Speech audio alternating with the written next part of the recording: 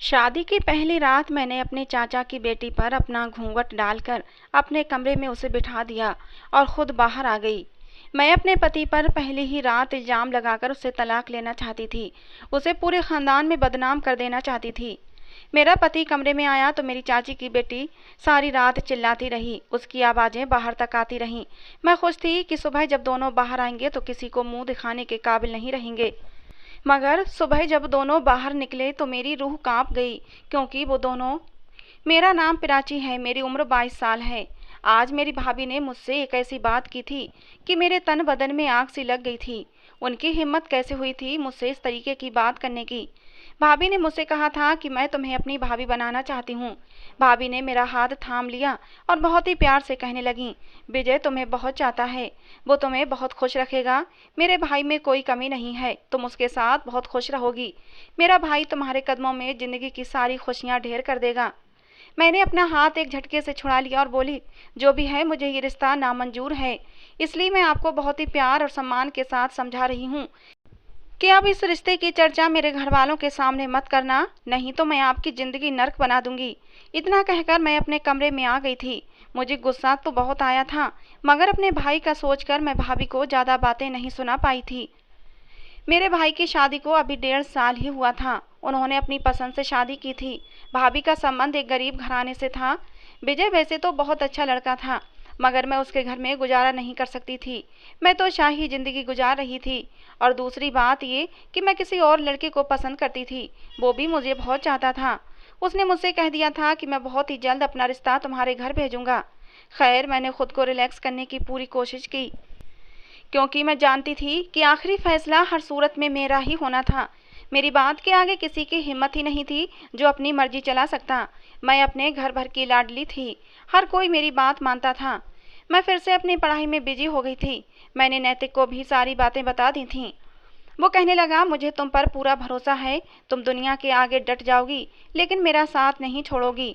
नैतिक मेरे साथ ही पढ़ता था और मेरी सहेली का भाई था। हमारा एक दूसरे के घरों में आना जाना भी बहुत था। हमारे दोनों परिवारों में बहुत ही प्यार था। अभी कुछ ही दिन गुजरे थे कि भाभी फिर से मेरे कमरे में आई। उनके हाथ में मोबाइल फ़ोन था, जो उन्होंने मेरी तरफ बढ़ा दिया। मैं हैरान हुई थी कि उन्होंने ऐसा क्यों किया है। फिर ख्याल आया कि शायद भाई का फ़ोन हो और उन्होंने मुझसे कोई ज़रूरी बात करना होगी। मैंने फ़ोन पकड़ लिया और जैसे ही हेलो किया तो आगे से विजय की आवाज़ गूंजी थी। वो कहने लगा, प्राची मेरी बात एक बार सुन लो, मैं तुमसे बहुत ही ज़रूरी बात करना चाहता हूँ। मैं हक्का बक्का रह गई थी। मुझे भाभी से इस तरह की कोई हरकत की उम्मीद नहीं थी। मैंने भाभी का मोबाइल नीचे फेंक दिया और ज़ोर से चिल्लाकर बोली, भाभी आपकी हिम्मत कैसे हुई ये सब करने की? मैंने जब आपको एक बार मना कर दिया तो फिर आपको समझ क्यों नहीं आती? अगर आपने अब आइंदा से ऐसी कोई हरकत की तो मुझसे बुरा कोई नहीं होगा। भाभी शर्मिंदा हो गई। वो कहने लगी, मुझे माफ़ कर दो प्राची। दरअसल विजय ने कहा था कि वो तुमसे बस एक बात करना चाहता है, तुम्हें अपनी मोहब्बत का विश्वास दिलाना चाहता है। मैं दहाड़ कर बोली, भाड़ में गई ऐसी मोहब्बत और तुम्हारा भाई। इतनी देर में मेरे कमरे का दरवाज़ा खुला। भाई कमरे में दाखिल हुआ। उन्होंने शर्मिंदा खड़ी भाभी को देखा और फिर समझे कि मैंने बिना किसी कारण भाभी पर गुस्सा किया है। भाई कहने लगा, प्राची अब तुम छोटी बच्ची नहीं हो, तुम्हें इतना तो पता होना चाहिए कि किससे किस तरह की बात करनी चाहिए। मुझे तुमसे इस तरह की हरकत की उम्मीद नहीं थी। अपनी भाभी को सॉरी कहो। मैंने नामे सिर हिला दिया और अपने कमरे से चली गई थी। हॉल में ही मम्मी खड़ी थी। मैं बोली, देखें मम्मी, भाई ने भाभी की खातिर मुझे बहुत डांटा है और कह रहे हैं कि अपनी भाभी से माफ़ी मांगो। इतनी देर में भाभी और भाई कमरे से बाहर आ गए थे। उन्होंने भाभी को गुस्से से देखा। वो कहने लगी, बहू अभी प्राची के सर पर उसके माँ बाप का हाथ मौजूद है। तुम अपने पति को सिपाही बनाकर मेरी बेटी के खिलाफ नहीं ले जा सकती। खबरदार, जो आज के बाद तुम दोनों ने ऐसी हरकत की तो मैं तुम दोनों को घर से निकाल दूंगी। भाई मम्मी की बातें सुनकर शर्मिंदा हो गया था। वो आगे बढ़कर बोला, मम्मी आप गलत समझ रही हैं, ऐसी कोई बात नहीं है। मैं तो बस प्राची को समझा रहा था कि बड़ों से कैसे बात की जाती है। मम्मी बोली, मैं गलत नहीं समझ रही, जैसा प्राची कह रही है वैसी ही बात होगी। मेरी प्राची कभी झूठ नहीं बोल सकती। और फिर वजह चाहे जो भी हो, लेकिन तुम दोनों की वजह से मेरी बेटी की आंखों में आंसू आए हैं। अगर आइंदा से मेरी बेटी की आंखों में आंसू आए तो मैं ये सहन नहीं करूंगी। मम्मी ने मुझे कमरे में जाने का इशारा किया तो मैं वापस आ गई थी। मेरे दिल में तो लड्डू फूट रहे थे। दरअसल मेरे माँ बाप शुरू से ही मुझे और भाई को बराबर का प्यार और मान देते थे। मगर जब से भाई ने गरीब घराने की लड़की से शादी की थी, तब से उनका प्यार मम्मी और पापा की नज़रों में कम हो गया था। भाभी वैसे भी मम्मी को पसंद नहीं थी। भाभी को भी इस घर में अपना स्थान अच्छे से मालूम था कि इस घर में उनका क्या सम्मान है। तभी तो उनमें इतनी हिम्मत नहीं थी कि वो घर वालों से इस रिश्ते की बात कर सकती। आज मेरे दिल को सुकून हो गया था कि भाभी जो सोच रही हैं वो बिल्कुल नहीं हो सकता। भाभी का ये सपना बस सपना ही रहेगा। खैर, मैंने खुद को इन सारे मामलों से अब दूर कर लिया। मैं नैतिक में खोकर सारी दुनिया को नज़रअंदाज कर चुकी थी। मुझे पता ही नहीं चला कि मेरे नाक के नीचे क्या खिचड़ी पक रही है। इस हादसे को 1 महीने का समय बीत गया था। मैं एक दिन कॉलेज से घर वापस आई तो पापा मेरे कमरे में आ गए। पापा को देखकर मैं बहुत खुश हुई। मैं बोली, पापा आज आपको मेरे कमरे में आने का समय कैसे मिल गया? पापा मुस्कुराकर बोले, बेटी आज मैं एक बाप बनकर नहीं बल्कि एक सवाली बनकर आया हूँ। मैं तुमसे कुछ मांगना चाहता हूँ, तो मुझे खाली हाथ मत लौटाना। मैं पापा की बातें सुनकर हैरान रह गई थी। उन्होंने आज तक कभी मुझसे इस तरह से बात नहीं की थी। मैं बोली, पापा आप हुक्म करें, आपको क्या चाहिए? मैं आपकी हर बात मानूंगी। पापा के अगले शब्द सुनकर मुझ पर कयामत ही टूट पड़ी थी। वो कहने लगे, बेटी मैं चाहता हूँ कि तुम विजय से शादी कर लो।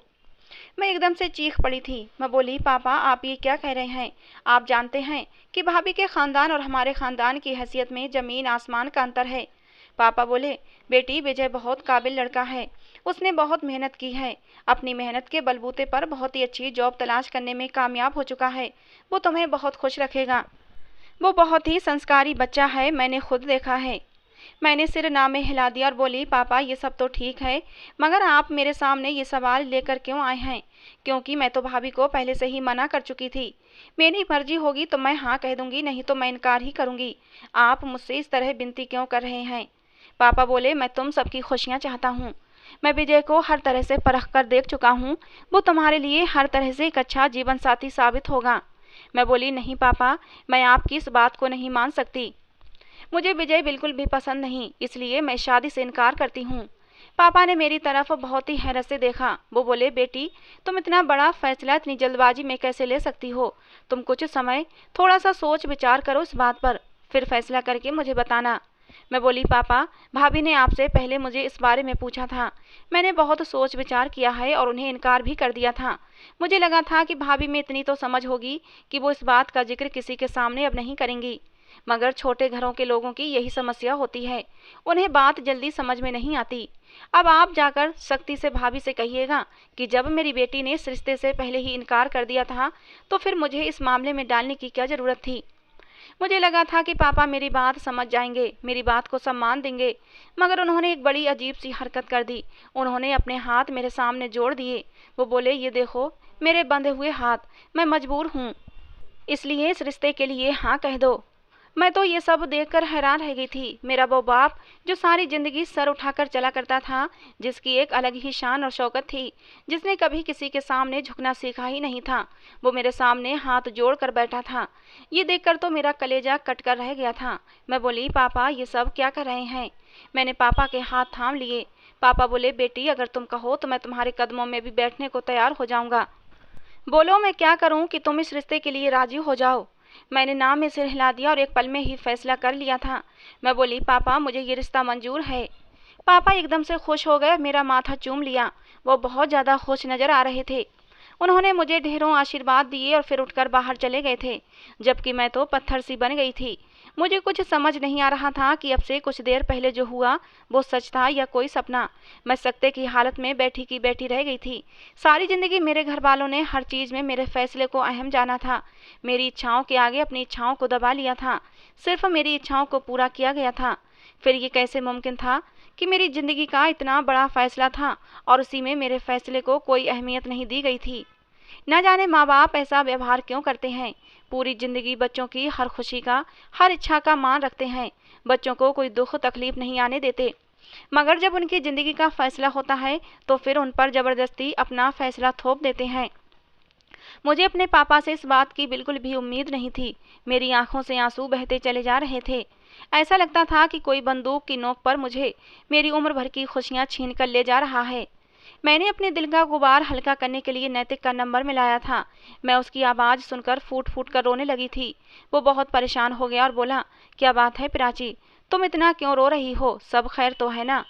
मैंने नैतिक को सारी बात बता दी। उसे भी गुस्सा आ गया। वो कहने लगा, ये क्या है, ये क्या बकवास है। तुमने हमारी सालों की मोहब्बत को एक पल में कैसे ख़त्म कर दिया। तुम नहीं जानती कि तुम्हारा बाप तुम्हें इमोशनल ब्लैकमेल कर गया है। मैं तुम्हें एक बात साफ साफ बता रहा हूँ कि मैं इस पूरी दुनिया को आग लगा दूंगा, मगर तुम्हें किसी सूरत किसी और का नहीं होने दे सकता। नैतिक बहुत तेज तेज चिल्ला रहा था। मैं बोली, नैतिक तुम बेफिक्र रहो, मैं भाभी का ये ड्रामा चलने नहीं दूंगी। मैं उस 2 टके की औरत को अपनी खुशियां छीनने की अनुमति नहीं दे सकती। खुद तो उसने पैसे के लालच में मेरे भाई को फंसाकर शादी कर ली और अब मेरे घर पर बैठी ऐश कर रही है, मगर अब तक उसका जुनून ठंडा नहीं हुआ।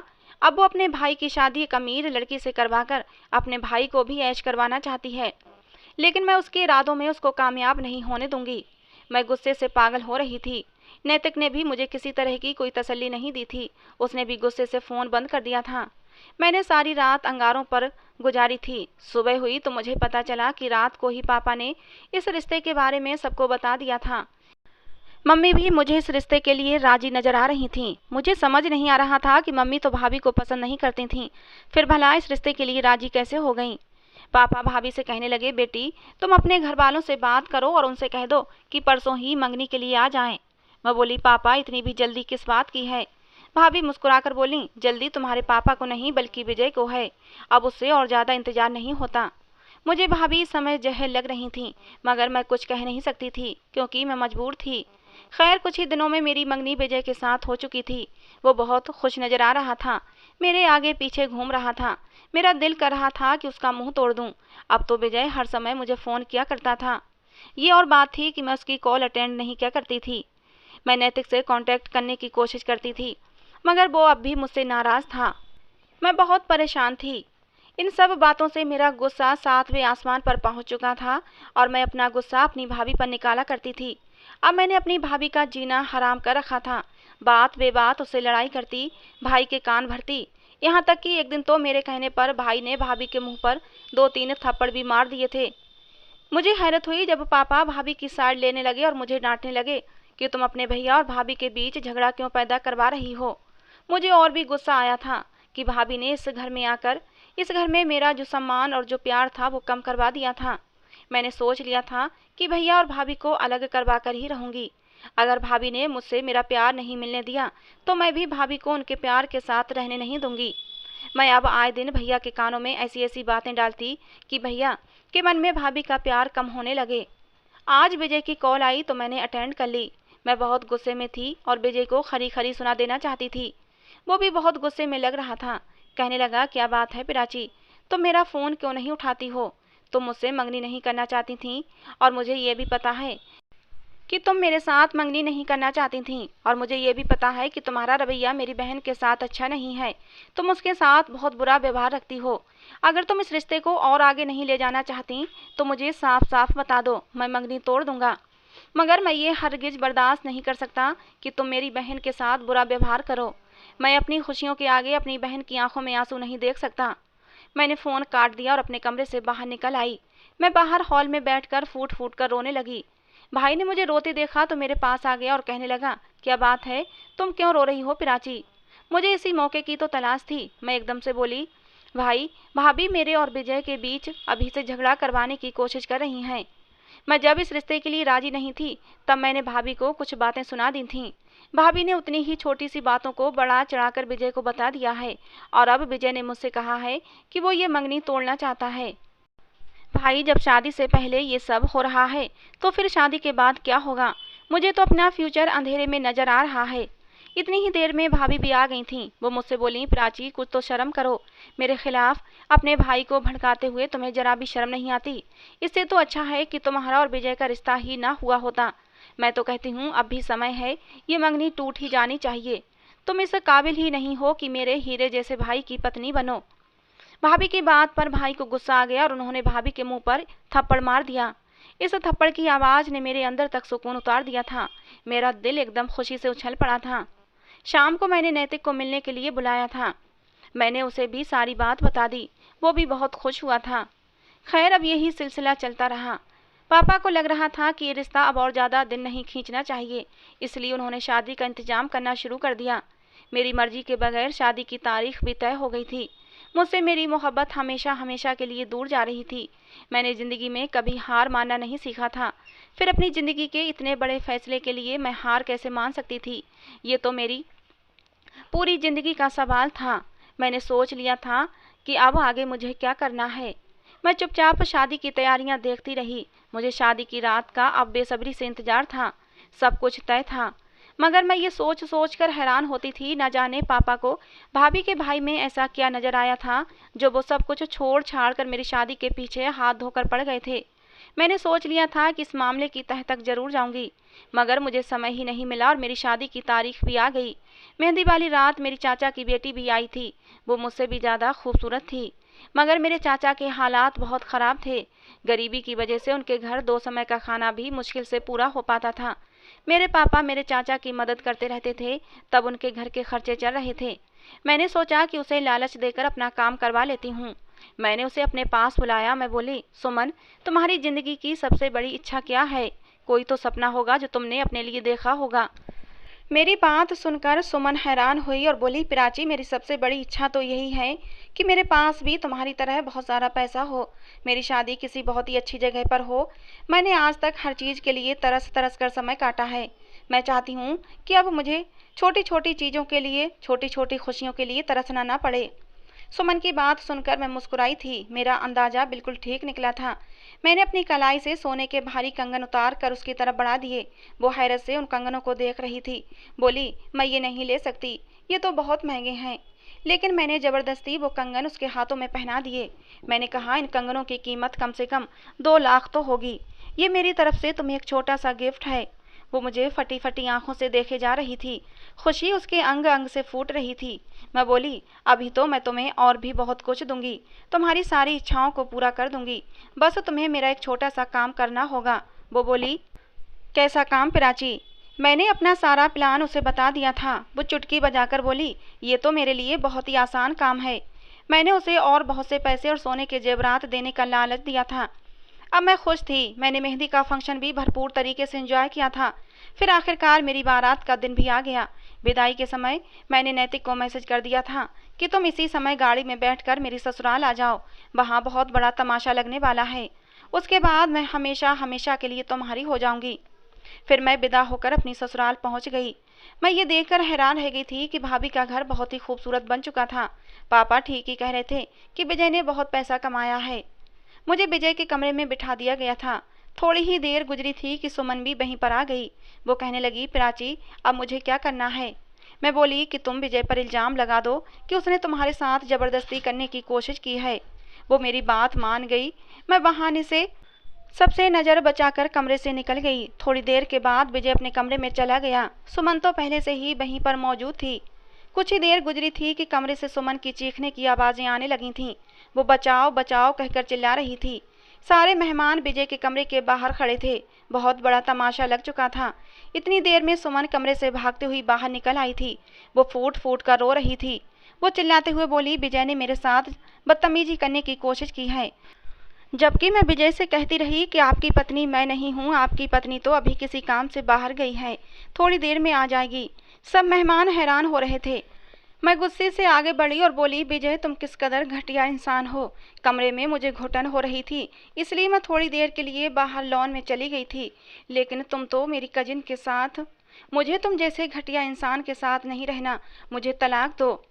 तब विजय आगे बढ़ा और बोला, सुमन, झूठ क्यों बोल रही हो? मैंने तो तुम्हें कुछ भी नहीं कहा।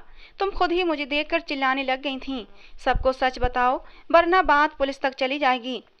सुमन पुलिस का नाम सुनकर एकदम से डर गई थी। सुमन रोने लगी और बोली, विजय ने मेरे साथ कोई बदतमीजी नहीं की थी। ये सब करने के लिए मुझे प्राची ने मजबूर किया था। विजय, आप बहुत अच्छे इंसान हैं, बस मैं ही लालच में आकर प्राची की बात मान बैठी थी। पुलिस का नाम सुनकर सुमन ने सब लोगों को सच्चाई बता दी थी और कहा कि प्राची विजय से शादी नहीं करना चाहती थी। प्राची ने बताया था कि जबरदस्ती मेरा रिश्ता तय कर दिया गया है, इसलिए तुम मेरी मदद करो ताकि मेरी विजय से जान छूट जाए। मैं तो विजय को बदनाम करने के लिए ही विजय के कमरे में गई थी। सुमन की बात सुनकर विजय को गुस्सा आ गया। वो गुस्से में आगे बढ़ा और बोला, तुम्हें शर्म आनी चाहिए, किसी पर गलत इल्ज़ाम लगाना बहुत ही गलत बात है। विजय ने मुझसे कहा कि मैं अपनी बहन की शादी पर तुम्हें देख चुका था, तुम मुझे बहुत ही अच्छी लगी थी। मैंने उसी समय सोच लिया था कि तुम्हें अपनी जीवन में ज़रूर शामिल करूँगा।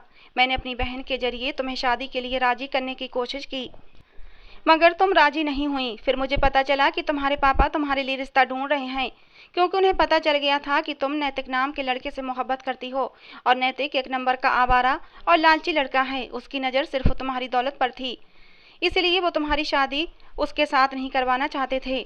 उसने शादी के बाद तुम्हारे बाप को बहुत ब्लैकमेल करना था, इसीलिए वो चाहते थे कि तुम्हारी शादी नैतिक से ना हो। मैं तुम्हारे पापा के सामने अपना रिश्ता रखा तो वो मान गए, और फिर उन्होंने तुम्हें मनाने की बहुत कोशिश की थी। मैं खुश था कि अब तुम मेरी ज़िंदगी में शामिल हो जाओगी, मगर तुम इस पवित्र रिश्ते के लायक ही नहीं हो। मैं अभी के अभी तुम्हें अपनी ज़िंदगी से बाहर निकालता हूँ। मेरी नज़रों के सामने से दूर हो जाओ, मैं तुम्हें तलाक देता हूँ। और फिर विजय ने मेरा हाथ पकड़कर मुझे कमरे से बाहर निकाल दिया। मैं बहुत खुश थी कि चलो अब विजय का झंझट खत्म हुआ। कुछ दिनों में विजय से मेरी तलाक पक्की हो जाएगी। मैं खुशी के मारे फूली नहीं समा रही थी। मैंने जल्दी से नैतिक की तरफ बढ़ी थी, मगर उसने नाम में सिर हिला दिया और वहाँ से चला गया। पापा मुझे देखकर हैरान रह गए थे। वो बोले, ये सब क्या है? मैं रोने लगी और बोली, आपने अपनी जायदाद की खातिर मेरी ज़िंदगी तबाह कर दी। आपको जरा भी शर्म नहीं आई पापा? आप जानते थे कि मैं नैतिक से शादी करना चाहती थी, फिर भी आपने मेरी शादी विजय से करवा दी। आपने ऐसा क्यों किया पापा? पापा मेरी शक्ल देखते रह गए, फिर बोले, मैंने सारी ज़िंदगी तुम्हारे नखरे उठाए थे मेरी बेटी, फिर मैं किसी ऐसे इंसान के साथ तुम्हें कैसे सौंप सकता था जो तुमसे मोहब्बत का नाटक रच रहा था। मैंने नैतिक के बारे में सारी मालूमात हासिल कर ली थी। वो जायदाद की खातिर तुमसे शादी करना चाहता था, जबकि वो तो किसी और लड़की को पसंद करता है। मुझे तुमसे ये उम्मीद हरगिज नहीं थी कि तुम्हारी शादी का रिश्ता शादी की रात पर ही तलाक के मोड़ पर आ जाएगा। प्राची, आज तुमने मेरे दिल में अपना जो सम्मान था, जो प्यार था, वो खो दिया है। मैं अपने घर में आ गई थी। मैं बार बार नैतिक को फ़ोन कर रही थी, मगर नैतिक कहने लगा, तुम जैसी धोखेबाज लड़की से मैं जितना दूर रहूं उतना ही अच्छा है। इसके बावजूद भी मैं तुमसे शादी के बारे में सोच सकता था, लेकिन मैंने सुना है कि तुम्हारे बाप ने तुम्हें अपनी जायदाद में से एक कौड़ी भी न देने का फैसला कर लिया है। फिर भला मैं तुम जैसी धोखेबाज और गरीब लड़की से शादी क्यों करूँगा? कुछ समय के बाद नैतिक ने अपनी पसंद की लड़की से शादी कर ली, जबकि मैं डिप्रेशन का शिकार होकर रह गई हूँ। मेरे हाथ रुसवाई के अलावा कुछ भी नहीं आया। मैंने बहुत घाटे का सौदा किया था। मैं तन्हा और अकेली रह गई हूँ, क्योंकि मेरे घमंड ने मुझे कहीं का नहीं छोड़ा। विजय ने अभी तक तलाक के पेपर नहीं भेजे हैं। शायद उसने मुझसे सच्ची मोहब्बत की थी और वो मुझे छोड़ने के बारे में सोच भी नहीं सकता, लेकिन जो धोखा मैंने उसे दिया था, उसके चलते वो मुझे अपनाना भी नहीं चाहता था। मैं घुट घुट कर जिंदगी को जी रही हूँ। मैं अब विजय से फ़ोन पर माफ़ी मांगती हूँ, लेकिन वो मेरी आवाज़ सुनते ही फ़ोन काट देता है। मैं अब उस दिन के इंतज़ार में हूँ जब विजय मुझे माफ़ कर दे और मुझे अपनी पत्नी के रूप में अपने घर वापस ले जाए।